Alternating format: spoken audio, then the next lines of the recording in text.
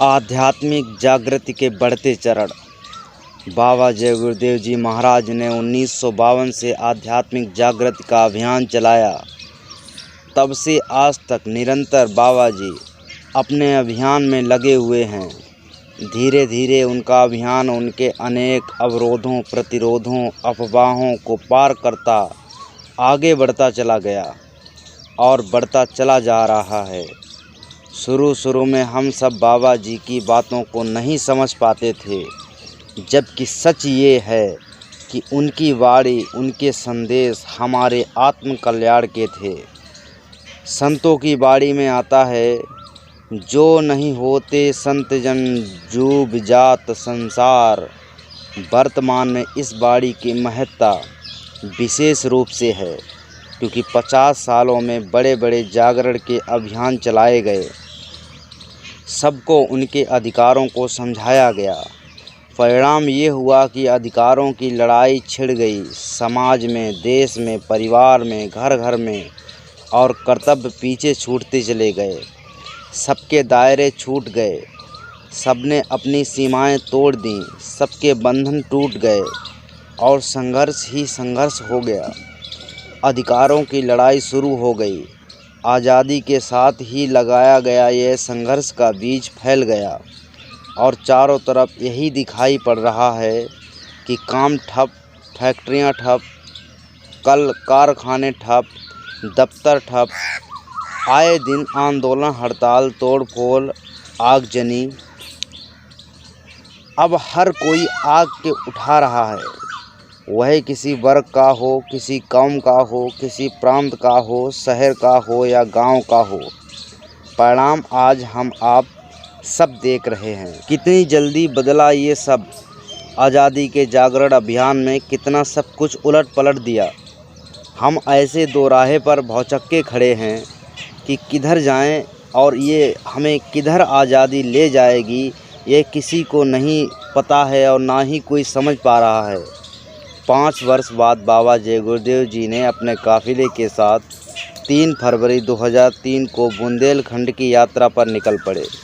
साथ में 43 गाड़ियां थीं। इटावा, हमीरपुर, सतना, चित्रकूट, इलाहाबाद आदि स्थानों एवं ग्रामीण क्षेत्रों में संदेश सुनाया और 1 मार्च को मथुरा आश्रम पर आ गए। स्वामी जी ने सत्संग में कहा कि पहले मैं कुछ कह देता था, लेकिन 5 सालों में कुछ भी कहना बंद कर दिया है। अब ये कहता हूँ कि तुम चाहे जितना इकट्ठा करो, कोई तुम्हें रोकता नहीं है। मन में कोई हविस बाकी ना रह जाए।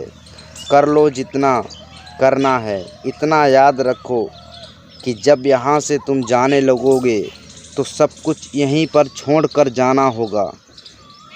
वर्ष 2003 का दूसरा काफिला 26 मार्च को निकाला और 5 प्रांतों मध्य प्रदेश, महाराष्ट्र, कर्नाटक, गुजरात तथा राजस्थान में गया और ये 3 मई को वापस मथुरा आ गया। बाबा जी के संदेशों को सुनने के लिए क्या गांव, क्या शहर, क्या पढ़ा, क्या अनपढ़, सब लोग आए। मीलों लंबी कतारें सड़क के दोनों तरफ खड़ी बाबा जी के दर्शन की प्रतीक्षा करती थीं। जगह जगह भव्य स्वागत हुए। शुद्ध शाकाहारी, शुद्ध आध्यात्मिक और धार्मिक संदेशों ने भटकती जनता को एक राह दिखाई। मानव धर्म क्या है और आध्यात्मिक धर्म क्या है, इसको बाबा जी ने विस्तार से अपनी सीधी और सरल भाषा में समझाया। बाबा जी के संदेशों ने अच्छे अच्छे विद्वानों के दिल दिमाग को झकझोर दिया। आज़ादी के नाम पर हमने क्या खोया और क्या पाया, यह आम लोगों की समझ में आ गया। काफिले में 500 से अधिक गाड़ियां चल रही थीं। तीसरा काफिला उत्तर प्रदेश का था, जो 13 मई को मथुरा से निकला। अनेक जिलों एवं अपना संदेश सुनाते हुए बाबा जी 15 जून 2003 को उत्तर प्रदेश की राजधानी लखनऊ पहुँचे, जहां इसका समापन हुआ। बाबा जी के साथ कारें, जीपें, मेटाडोर तथा अन्य वाहन बड़ी संख्या में थे। बाबा जी का काफिला इटावा जिले में मुलायम सिंह सपा अध्यक्ष के गांव पहुंचा। तो गांव वालों ने अपनी प्रतिक्रिया व्यक्त करते हुए कहा कि इस गांव में प्रधानमंत्री आ चुके हैं, उनके साथ इतनी गाड़ियां नहीं थीं जितनी बाबा जी के साथ आई हैं। साथ चल रही गाड़ियों को गिनने की बहुत लोगों ने कोशिश की पर उन्हें सफलता नहीं मिली। जिस रास्ते में काफिला गुजरता, सड़क के दोनों तरफ लंबी कतारें दार्शनिकों की खड़ी रहती। गांव के लोगों में श्रद्धा का सैलाब उमड़ रहा था। साइकिलों की संख्या हजारों में थी। गांव की स्त्रियां अपने अपने घरों से रोटियां बनाकर प्रेमियों के लिए लाती थीं। स्वामी जी महाराज ने उनसे कहा कि एक एक रोटी तुम लोग लाओ। उनका जवाब था कि एक रोटी लाना हमारे यहाँ अशुभ माना जाता है, इसलिए 2 तो हम ले ही आएंगे। रोटियां 2 से ज़्यादा ही रहती थीं। स्वामी जी महाराज ने ये भी कहा कि इन रोटियों के बदले मैं तुम्हें क्या दूंगा, उन्हें आगे मालूम होगा। किसी रास्ते पर तो गांव की सारी स्त्रियां पीली साड़ियों में काफिले का स्वागत करती नजर आईं। इस तरह से जनमानस की श्रद्धा भावना से उभरता हुआ बाबा जी का आध्यात्मिक जागरण का काफिला लखनऊ पहुंचा। लखनऊ में प्रेमियों की इच्छा थी कि काफिले का पड़ाव अम्बेडकर मैदान में रखा जाए, जो इस समय लखनऊ का सबसे बड़ा मैदान माना जाता है, लेकिन कुछ कारणों बस वह मैदान नहीं लिया गया। काफिले का पड़ाव अमौसी हवाई अड्डे के पास विशाल मैदान में पड़ गया। काफिला अम्बेडकर मैदान में गुजरते हुए हवाई अड्डे की तरफ आया। साथ चल रहे प्रेमियों ने बताया कि जो उन जन उपस्थिति लखनऊ में थी, उसको देखते हुए अम्बेडकर मैदान बहुत छोटा था। पड़ाव का मैदान बहुत बड़ा था, लेकिन खचाखच भर गया था। जगह जगह से आई बसों की कतार, अन्य वाहनों की कतार लग गई थी। जिसकी गाड़ी थोड़ी देर से पहुंची, उसके पीछे ही रुकना पड़ा।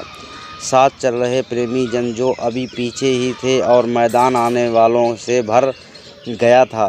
सड़क जाम हो गई थी। लखनऊ के इतिहास में अभी तक का इतनी जन उपस्थिति किसी जनसभा में नहीं हुई थी। स्वामी जी महाराज ने बड़े खुश होकर हंसते हुए कहा कि वहाँ जिधर देखो उधर सिर ही सिर दिखाई पड़ता है। अंदाज लगाना मुश्किल था कि जन उपस्थिति लाख पार कर रही है या करोड़ पार कर रही है। लोगों का अनुमान था कि 1.5 करोड़ से कम लोग नहीं रहे होंगे। लखनऊ में 3 भंडारे चले और गांव की देवियों जो रोटी लाई थीं वे अलग। जो भी खाने गया उसको ना नहीं कहा गया। एक बात विशेष नज़र आई कि जो भी आए उन्होंने बाबा जी की पूरी बात सुनी। बीच में कोई उठकर नहीं गया। यह दृश्य हर पड़ाव पर देखने को मिला। ऐसा लगता था कि जनता अब एक नया रास्ता चाहती है जो उसे सुख और शांति दे। लड़ाने वाले, नफरत फैलाने वाले, मार काट कराने वाले भाषणों से सब लोग ऊब गए हैं। हमें याद आता है कि एक बार स्वामी जी महाराज ने कहा था कि भारत की आम जनता मेहनत मजदूरी करके अपना पेट भरना चाहती है, बस उसे न्याय और सुरक्षा मिल जाए। राजा मंत्री कोई बनो, अब वो चीज़ दिनों दिन जनमानस में उभरती जा रही है। कानपुर के प्रेमियों ने काफिले का स्वागत हेलीकॉप्टर से फूल बरसाकर किया। लखनऊ का समापन कार्यक्रम बहुत अच्छा हुआ। राजधानी लखनऊ ने एक इतिहास रचा। फिर एक पुरानी बात दोहरानी पड़ेगी कि उत्तर प्रदेश की राजधानी लखनऊ, वहाँ पर इतने विशाल कार्यक्रम का आयोजन, जहाँ पर भी श्री लाल जी टंडन पहुँचे और मीडिया मौन रही। कुछ भाइयों ने बहुत थोड़ा निकाला, पर उनकी आवाज़ कितनी दूर तक जाती है। लेकिन जो चैनल खबर देने में सबसे आगे हैं वह पीछे रहे। और तभी बाबा जी ने कहा कि मीडिया की कोई ज़रूरत नहीं है, हमारे बच्चे ही पूरा संदेश पूरे भारत में पहुंचाएंगे। जय गुरुदेव। और भी इसका अगला पार्ट अगले वीडियो में हम ज़रूर लेके आएंगे।